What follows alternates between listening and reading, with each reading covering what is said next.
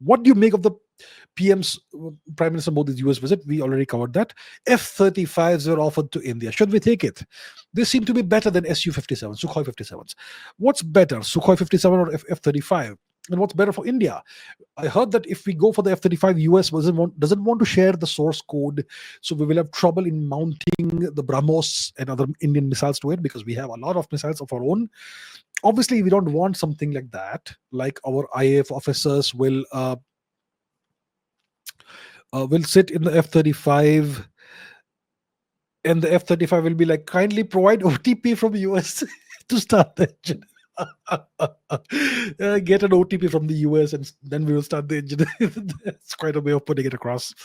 And Trump is putting pressure on India to buy the F-35. The Russians 2 days back gave a deal we cannot refuse. Yes, full technology transfer, manufacturing in India, where the Sukhoi 30 was manufactured. No extra cost of setting up plants. Indianized MKI version of the Sukhoi 57, hypersonic missile of Sukhoi 57, with full tech transfer and manufacturing in India. It could be a big blunder if we let this offer slip away. What's your thoughts?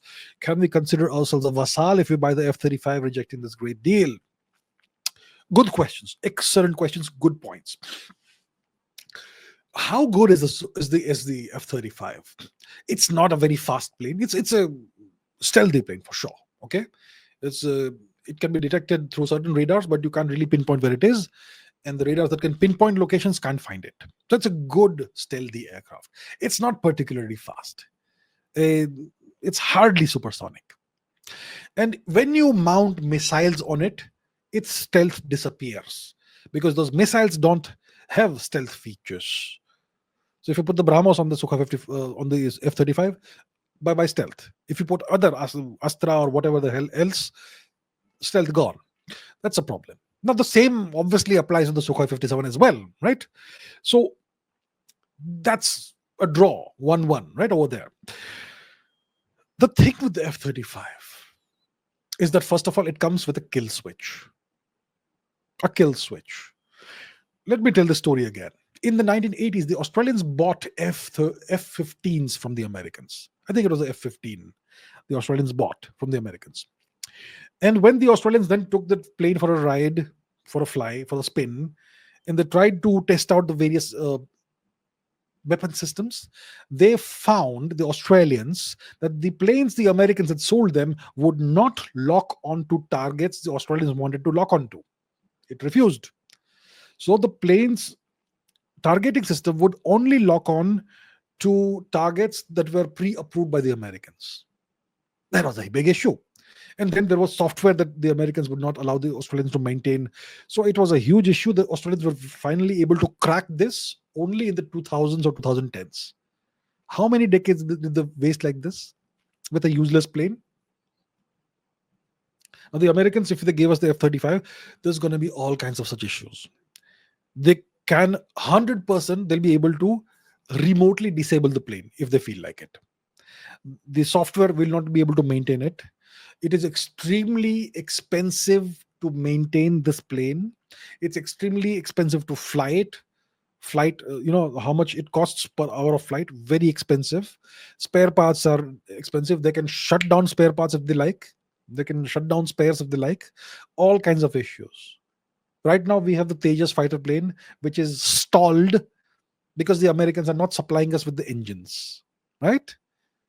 We already see what dependency on the US does to us. Now we want to buy a whole aircraft. And that too, the price point is ridiculous, more than $100 million per piece. I mean, what are you doing, bro? So, and then you have to also sign all kinds of agreements that open up your spectrum, your airwaves to the Americans. And they'll be inspecting it on a regular basis, all kinds of intrusive things you have to agree to when it comes to the F-35. When it comes to Sukhoi 57, absolutely nothing. So I'm not sure on balance which is the better aircraft. But with the Sukhoi 57, we know the Russians won't remotely disable it. They won't block any spares. They won't force you to sign all kinds of intrusive agreements that allow them to essentially penetrate your security and defense installations. None of that. We know the Russian track record. We know how they have been with us for decades. At least that much we can trust. We know because we have been dealing with them since the 20th century.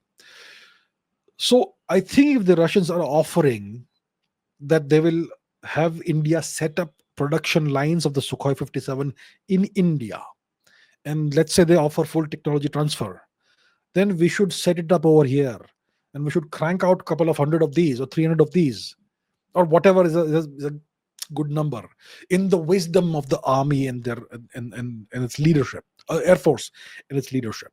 Let them decide. So that way we'll have full control over the system.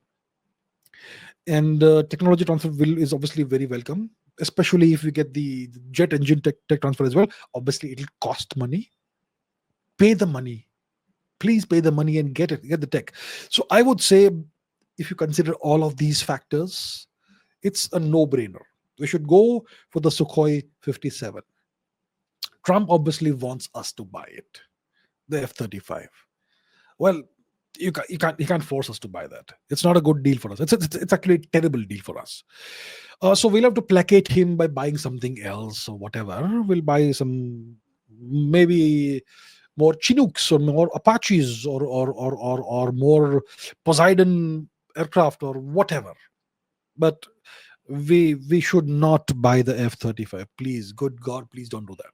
All right.